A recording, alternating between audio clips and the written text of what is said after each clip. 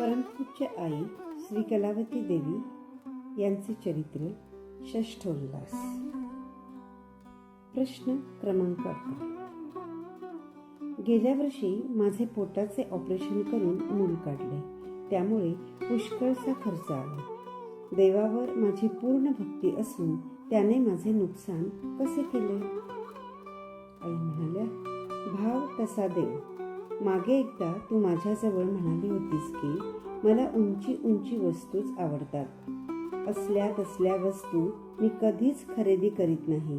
त्यामुळे देवाला वाटले बाळणपण सुद्धा उच्च दर्जाचे झाले म्हणजे आनंद होईल. प्रश्न क्रमांक 12. मी 7 वेळा मॅट्रिकला बसलो. अभ्यासही चिक्कार केला, तरी अद्याप यश आलेले नाही. श्रीहरी मंदिरात भजनाला गेलं म्हणजे पास होतात असे मला काही जणांनी सांगितले. म्हणून उद्यापासून मी पण भजनाला यायचे ठरविले आहे. पास होईन ना? आई म्हणाल्या, भजनाला आले म्हणजे पास होतात असे नाही. पुष्कळ अभ्यास केला म्हणजे पास होतात असेही नाही.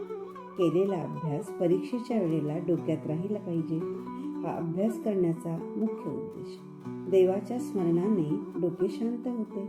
त्यानंतर थोडा जरी अभ्यास केला तरी तो लक्षात राहतो आणि त्यामुळे पास होतात. प्रश्न क्रमांक 13. मी पुष्कळ संतांकडे गेलो असून कित्येकांच्या सहवासात पण राहिलो आहे. तरी पण माझ्या मनाची चलबिचलता थोडी सुद्धा कमी झाली नाही. याचे कारण काय? आई म्हणाल्या, पान, सुपारी, कात, चुना हे सर्व एकत्र केल्यावरच जसा विडा रंगतो, त्याप्रमाणे संत समागमाबरोबर त्यांचे चरित्र वाचून त्याचे चिंतन व मनन तसेच त्यांचे गुणगान हे सर्व घडले तरच मन स्थिर होते, अर्थात समाधान लाभते. प्रश्न क्रमांक 14.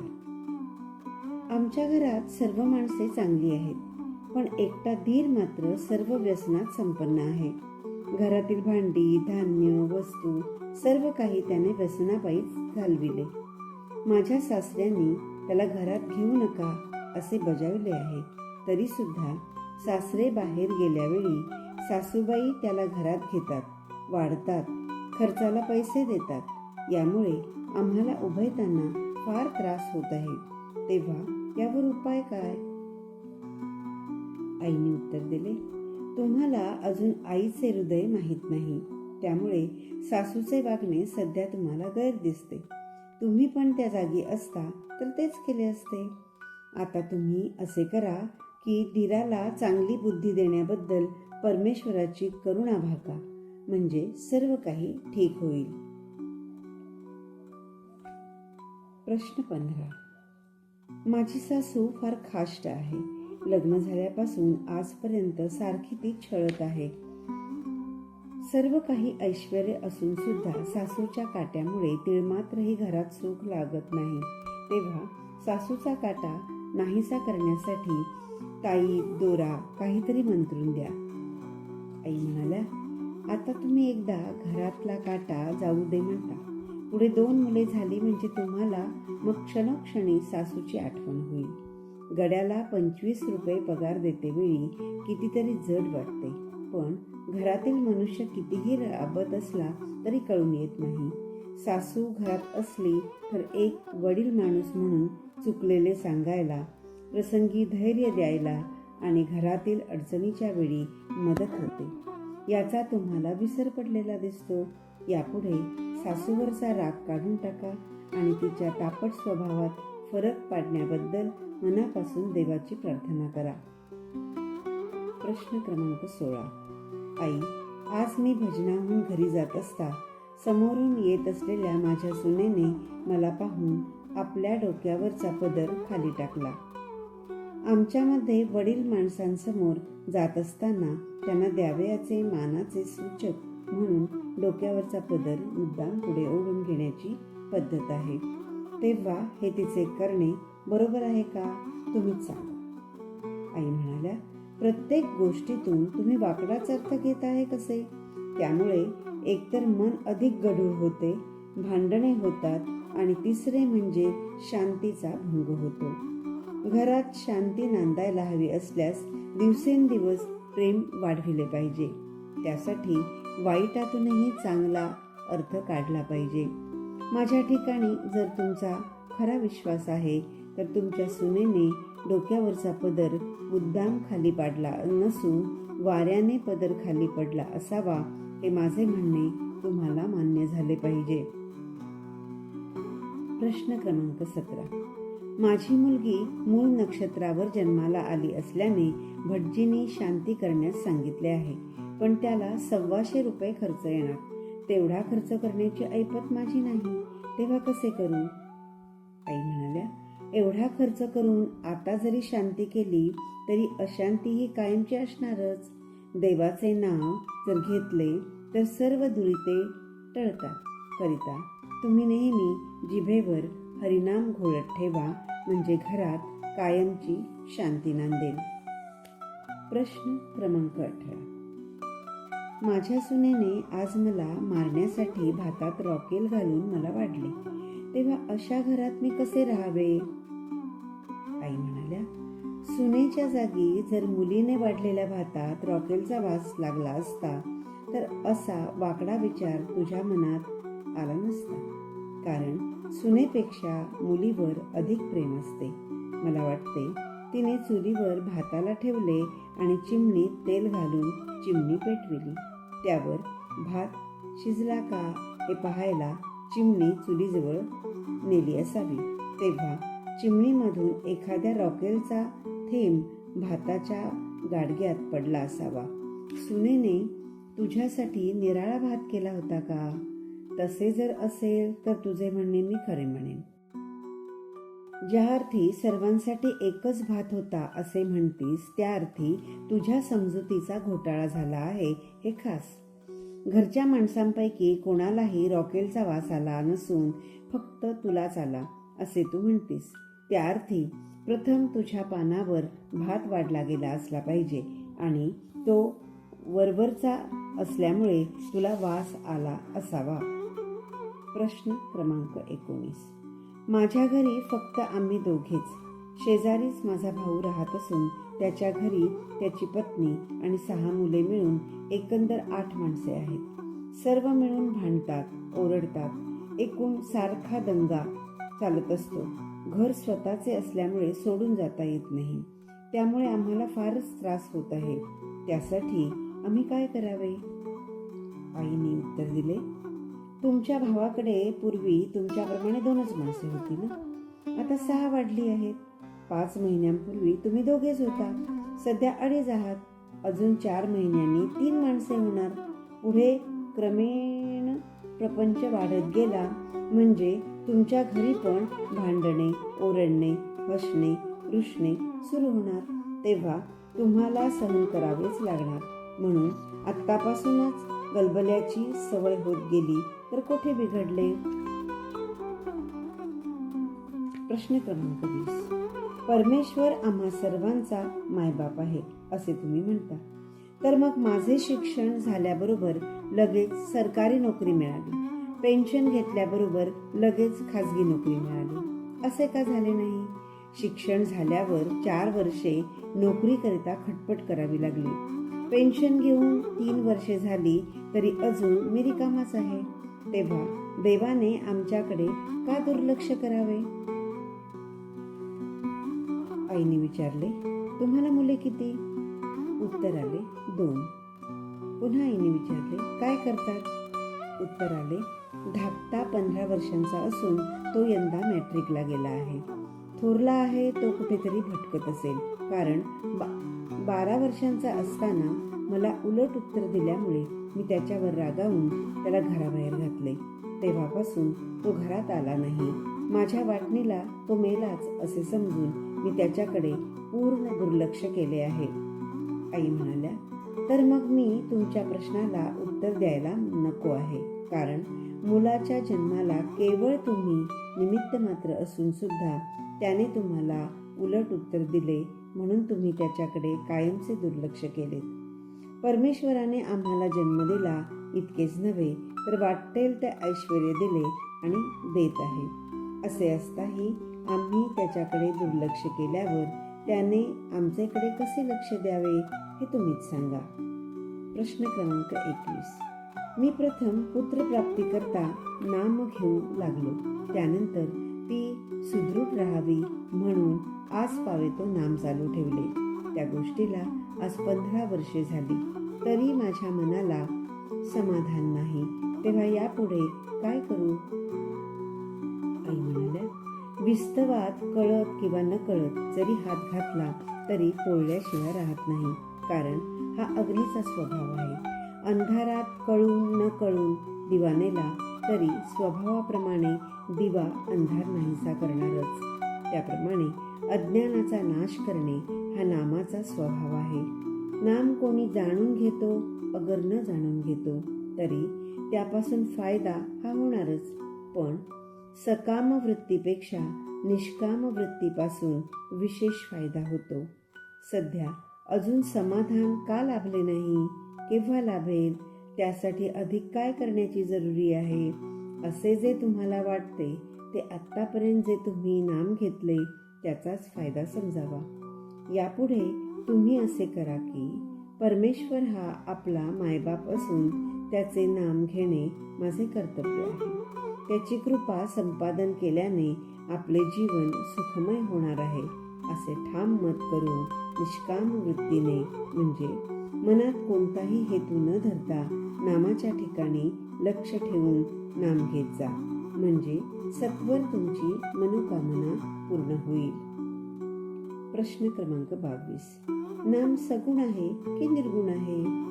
आईचे उत्तर, निर्गुण निराकार परमेश्वर जेव्हा सगुण रूपाशी आला तेव्हा त्याला नाम प्राप्त झाले. सगुण रूपाचा त्याग करून जरी तो निर्गुणात गेला तरी त्याचे नाम शिल्लक आहे. म्हणून नाम सगुण आणि निर्गुण दोन्ही आहे. तुम्ही म्हणजे तुमचे नाम, तुमचे नाव म्हणजेच तुम्ही, हे असे. त्याप्रमाणे देव म्हणजे देवाचे नाम आणि नाम म्हणजे देव.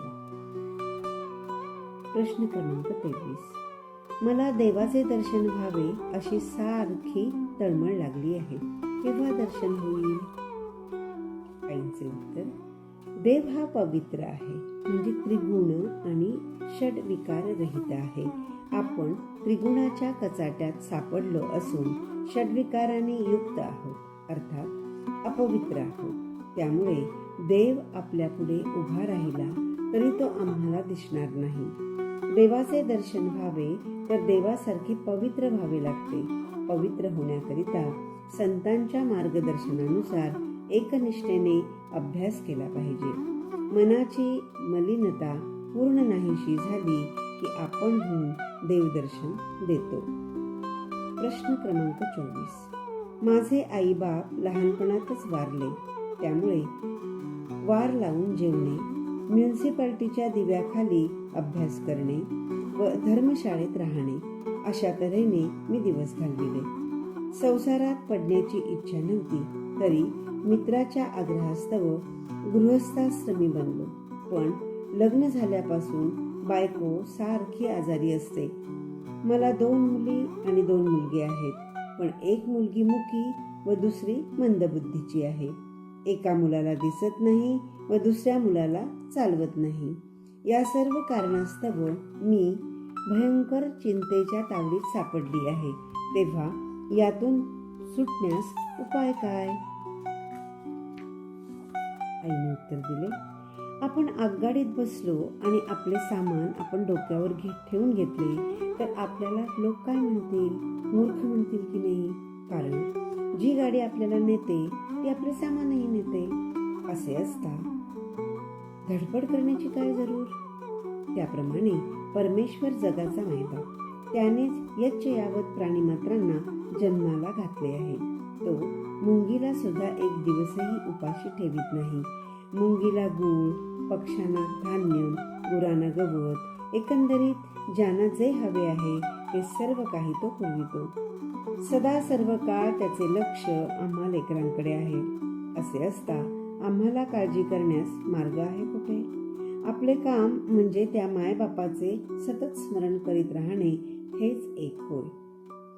प्रश्न क्रमांक 25. मी संसारातील त्रासाने अतिशय गांजून गेलो आहे, तेव्हा त्यातून सुटका होण्यासाठी उपाय काय? आई: दारुड्याची संगत केली असता तो सोबतच्या माणसाला दारूची सवय लावू पाहतो. त्याप्रमाणे तपकीर, विडी, तंबाखू ज्यानं जे व्यसन जडले असेल ते व्यसन आपल्या सहवासातील माणसांना जडावे असे व्यसनी माणसांना वाटत असते. त्याचप्रमाणे मला हरिनामाचे व्यसन आहे. माझ्याकडे कोणी कसलाही प्रश्न विचारला तरी मी त्यांना नामस्मरणच करण्यास सांगत असते. मात्र व्यसने जशी पैसा व प्रकृतीची नासधूस करतात तसे हे व्यसन नाही. हे व्यसन ज्याला जडेल त्याचे दिवसेंदिवस दुःख कमी होत जाऊन तो सर्व प्रकारे सुखी होतो. तेव्हा देवाचे नाम घेण्यास तुम्ही तयार व्हा, म्हणजे तुमचे सर्व काही ठीक होईल. प्रश्न क्रमांक 26. मला नामस्मरण करावेसे वाटते, पण सकाळी उठल्यापासून अंथरुणावर निजेपर्यंत 1 मिनिट देखील फुरसत मिळत नाही. म्हणून आपणच सांगा की मी नाम केव्हा घेऊ? आई म्हणाल्या, रोज आंघोळीला सुरुवात केल्यापासून धोतर नेसेपर्यंत ओम नमः शिवाय म्हणत जा, मग तर फुरसतीचा प्रश्न नाही ना. प्रश्न क्रमांक 27. मी राहतो कर्जतला आणि कामावर जातो मुंबईला. माझी बायको सारखी आजारी असते, त्यामुळे तिच्याकडून कायम धाम काहीच होत नाही. बहुतेक ती निजूनच असते. मुलीचे लग्न जमेना, मुलाला नोकरी मिळेना. कोणी म्हणतात काहीतरी देवाचे करा, पण मला फुरसत नाही. 5 वाजता उठतो, म्हशीची धार काढणे वगैरे माझ्याकडेच असते. माझी कामे आटोपेपर्यंत 7:30 वाजतात. त्यावर गाडी पकडायची घाई असते. कामावरून घरी येईपर्यंत 8-9 वाजतात. त्यावर दमून गेलेलो असल्यामुळे जेवण करून कधी झोपेल असे होते. अशा परिस्थितीत मी मार्ग कसा काढावा हे तुम्हीच सांगा. आईने उत्तर दिले, एकूण काय, देवाचे काहीच करणे जमत नाही असे तुमचे म्हणणे आहे. तेव्हा यापुढे तुम्ही असे करा, घरातून ऑफिसपर्यंत आणि ऑफिसहून घरी येईपर्यंत ओम नमः शिवाय म्हणत जा. एका पिशवीत जपमाळ ठेवायची. गाडीत बसल्यावर डाव्या हातात पिशवी अडकवायची आणि उजवा हात पिशवीत ठेवून मग जप करायचा. प्रश्न क्रमांक 28. कित्येक वर्षे मी शनिवार, सोमवार, गुरुवार करीत आहे, तरी माझ्या मनाला अजून समाधान नाही. आई म्हणाल्या, मुलगा आजारी आहे तर बापाने औषध घेऊन तो बरा होतो का? मुलाला बरे वाटावे तर जसे मुलानेच औषध घेतले पाहिजे त्याप्रमाणे मनाला समजावून नाही तर तुम्ही उपवास करून मनाचे समाधान कसे होईल? मनाच्या समाधानासाठी मनानेच साधना केले पाहिजे. प्रश्न क्रमांक 29. सदा सर्व काळ नाम घेत राहिल्याने प्रपंचात संकटे येणारच नाहीत की काय? आई म्हणाल्या, संकटाला कारण प्रारब्ध. शरीर प्रारब्धाच्या अधीन असल्यामुळे संकटे ही यावयाचीच. नामापासून फायदा हा की नाम घेता घेता वृत्ती तदाकार होते. त्यामुळे नामधारकाला संकटाची कदर वाटत नाही. प्रश्न क्रमांक 30. शाश्वत सुखप्राप्तीसाठी काय करावे? आईने म्हटले, वस्तूपासून सुख मिळते. या भावनेने मनुष्य प्रत्येक वस्तू संग्रही ठेवण्याचा आटोकाट प्रयत्न करीत असतो. परंतु वस्तूच नाशिवंत असल्यामुळे तिच्यावर विश्वासून राहणाऱ्यांना पदोपदी दुःख भोगावे लागते. हा अनुभव सर्वांना येत आहेच. तेच वस्तू जतन करण्याची ओढ, त्यावरील प्रेम, विश्वास जर नामाच्या ठिकाणी ठेवले जाईल तर नामामध्ये शाश्वत सुख देण्याचे सामर्थ्य असल्यामुळे सहजच मनुष्य शाश्वत सुखाचा धनी होतो. प्रश्न क्रमांक 31. जन्माला येऊन काहीतरी सार्थक करावे म्हणून मी रोज सकाळी आंघोळ झाल्याबरोबर देवाला 108 नमस्कार घालतो. त्याच्यापेक्षा जास्त काही करावे की काय? आई म्हणाल्या, आपण जे देवाला नमस्कार करतो त्यात देवा तू सर्व समर्थ आहेस आणि मी तुझा दास आहे हा भावार्थ आहे.